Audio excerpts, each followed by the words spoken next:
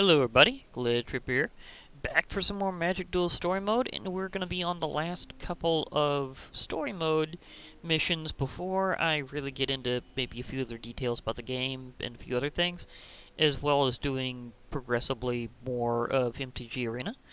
But anyhow, let's go on with more of the Trials of Amonkhet. In this case, we're going into the Trial of Ambition.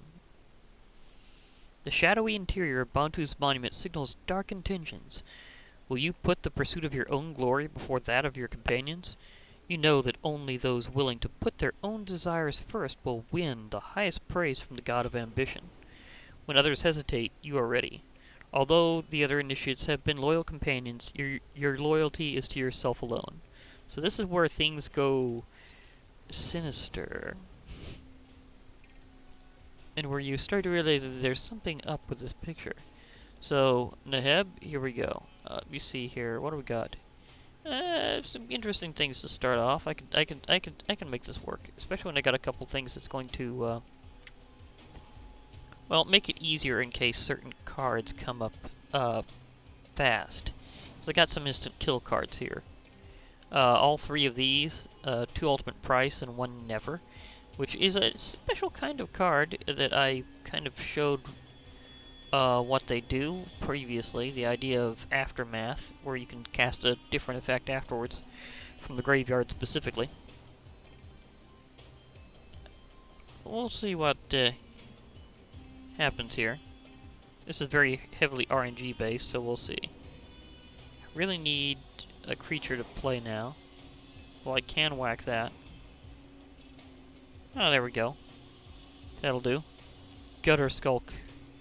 It's just a rat. It's a 2/2 rat, but it's basically a rat.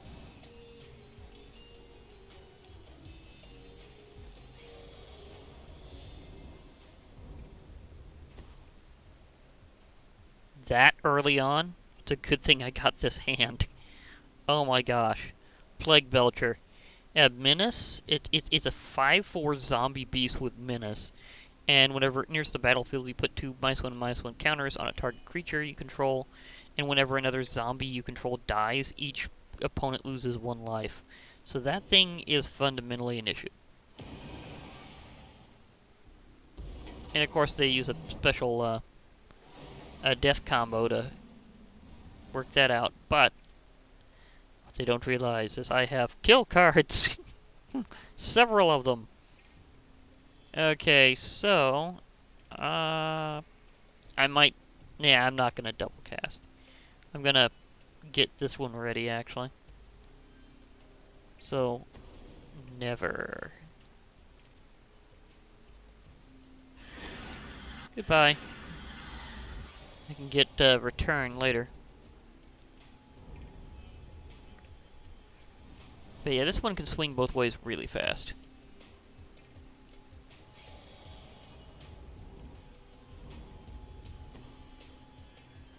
Devouring Swarm. This is one of the reasons why I keep these things handy for a while in this particular mission.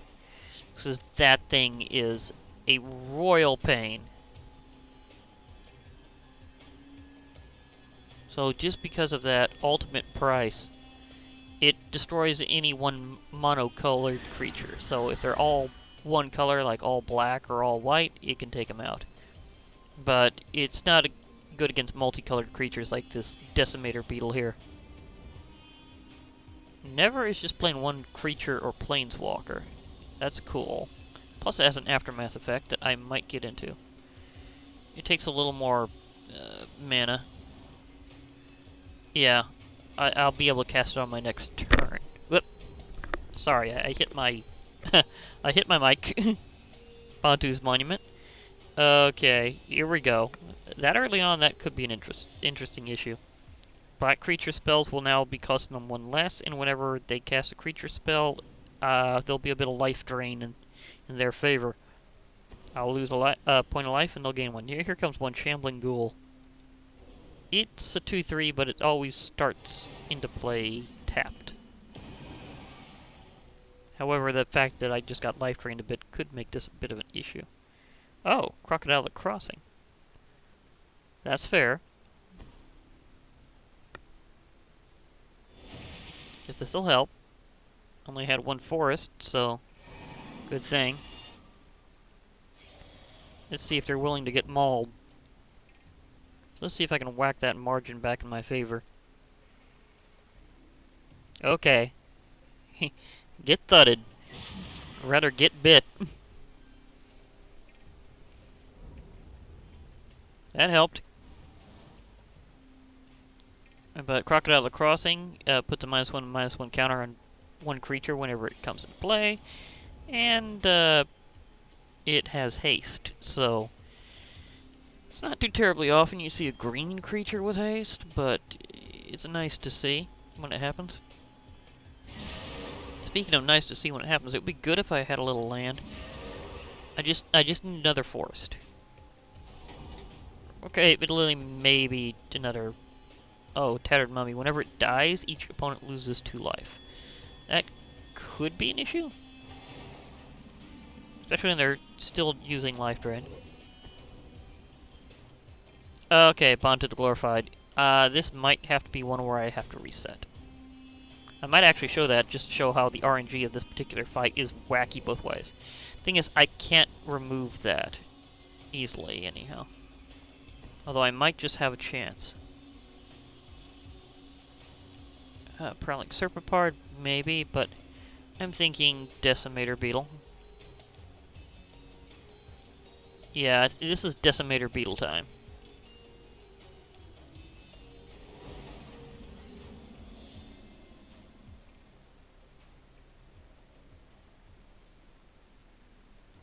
Okay, I'll put it on itself. Decimator Beetle is actually pretty strong.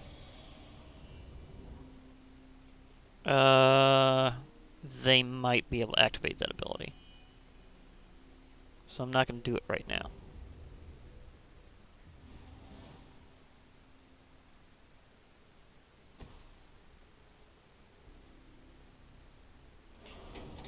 Yep, they activated later. But Bontu the Glorified is powerful. He's got Menace, Indestructible, which is hard to get rid of. I don't want to sack either of those for this. I want to be able to retort later. Especially when I got a way that will weaken him. But he can't attack or block unless a creature that they control died in that particular turn. At least I got a special ability where you can sack a creature, life drain all opponents, and gain 1 point yourself. I can't destroy Bontu because he's indestructible, but I can get rid of that.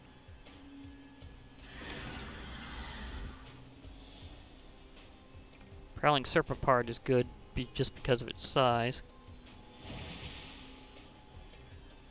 And this is where things get interesting. Because Decimator Beetle's other ability is I can remove a -1/-1 counter from any creature that I control whenever it attacks and place one on an enemy. Or another creature in general, actually. I think it has to be one that a defending player controls, so that's something to keep in mind. Yeah, I just whacked for like 9 points of damage.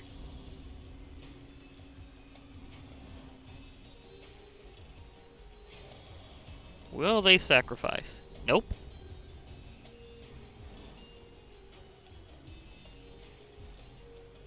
I can decrease their ability to sacrifice. Okay, now he can't block at all. I'm going to have a Gutter Skulk on the field just for later.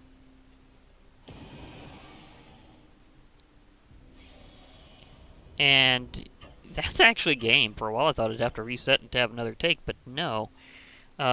Because that's, see, 8.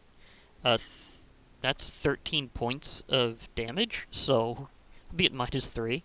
That's an impressive turnaround. As I said, this can go either way. Now, I can remove a counter from a creature that doesn't actually have a counter. It's just something that to keep in mind, that you don't actually have to have a creature that has a -1/-1 counter on it. But you do have to have something to target back. You don't have enough attack power to stop my crocodile. Okay, so it's not quite game, but I dealt a lot of damage. And it's almost game.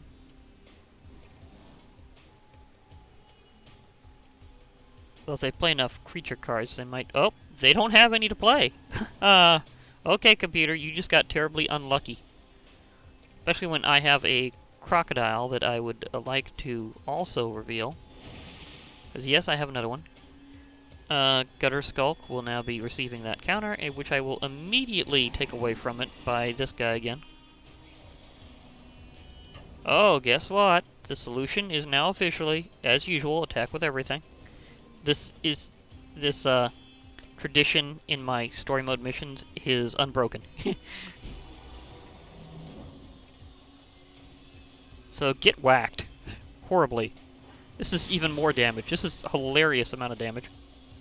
It's like 20 points of damage overall. That 13 I was claiming before, plus an additional 7, I think. I mean, just ouch. Minus 18 to 8. That's hilarious. Yeah, I was ambitious enough.